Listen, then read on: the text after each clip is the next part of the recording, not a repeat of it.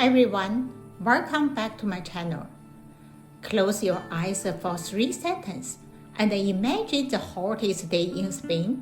The air shimmers, your shirt is glued to your back, and then from the end of a narrow orange tree street, a mountain of snow punctures the sky so hard you actually stepped backwards. That, my friends, is the Sevilla Cathedral, officially the largest Gothic church in the world, the third largest church of any kind, and without question, the most actual building Christianity ever paid for. Let's start with the flags. 1401, the cathedral chapter meets in what's left of Sevilla's great Almohad Mosque. The city has been Christian for 150 years, but the mosque is still standing. 1,200 red and white house-hewn arches, a forest of columns, and a minaret so tall it makes the priests feel short. One Kenyan slaps the table and says the sentence that changed architectural history. Let us build a church so beautiful and so grand that those who see it finished will think we were mad. They weren't joking.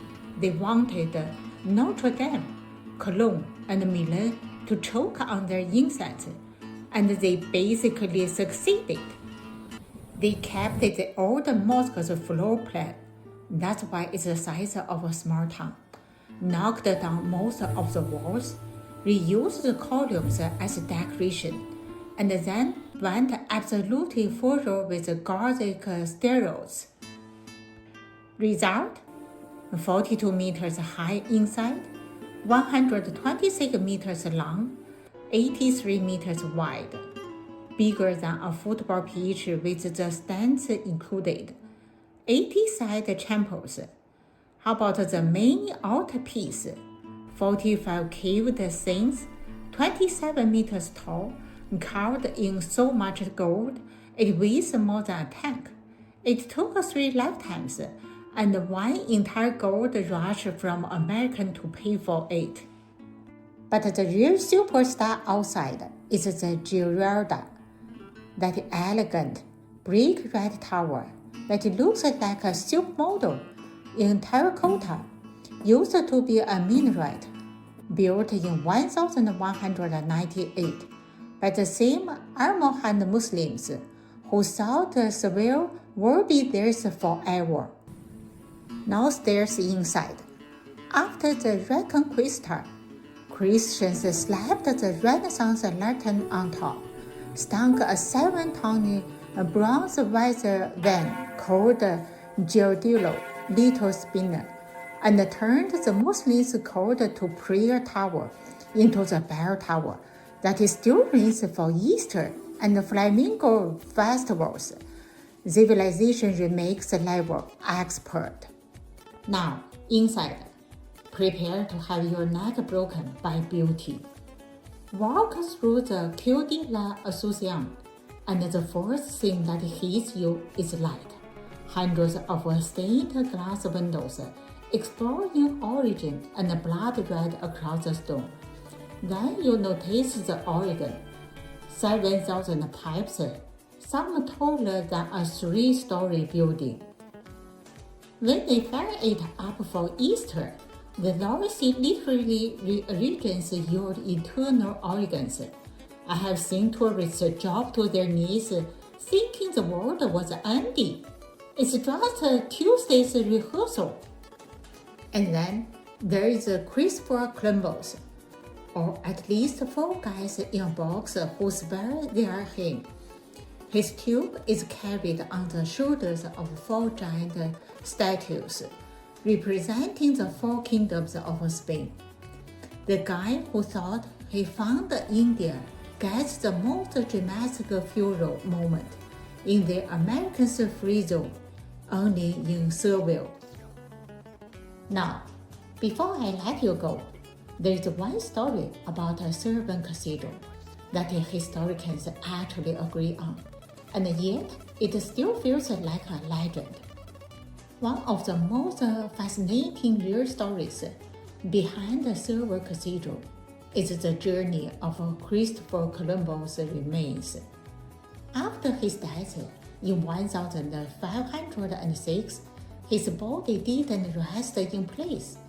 It traveled more than some explorers. First buried in Spain, later moved to the Dominican Republic, then Havana, and finally returned to Seville in the 19th century. When the cathedral opened his supposed tomb, they found a small lead box labeled Cristobal Colon, containing only a handful of bones. But here is the twist. DNA tests show the bones in Seville do match Columbus' family, while the Dominican Republic still claims they have the real bones. So today, Sevilla Cathedral may hold the explorer's true remains, or just one chapter of a mystery still unsolved. So, today, when you stand in the Cathedral of the Seville, remember, this isn't just a church. It's the place where a magnificent 12th century mosque once stood, so beautiful that the Christian conquerors took down most of it, but kept the courtyard, the tower, and the memory. It's where, in 1401, a group of determined canons looked at the old mosque and said, "Let's build something no one will ever forget," and then actually did it. It's where Christopher Columbus finally came home, still sparkling debates among historians. And it's where, century after century, ordinary people poured their skill, their gold, and their hopes into stone. Sevilla Cathedral doesn't shout.